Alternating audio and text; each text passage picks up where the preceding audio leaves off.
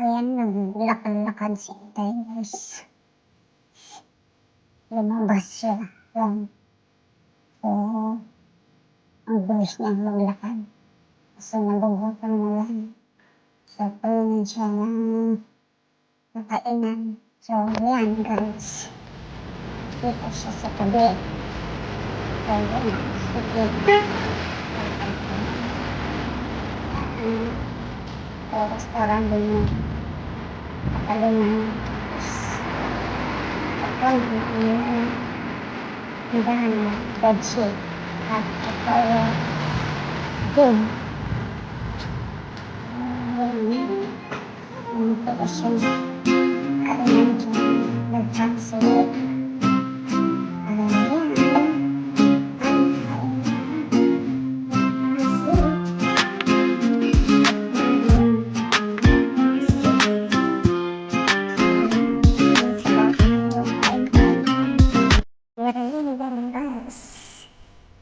Yummy. Sige, mumingin ka namin ng guys. Para pira-pira yung busog. So, yun. Ikot mo siya. Bye-bye.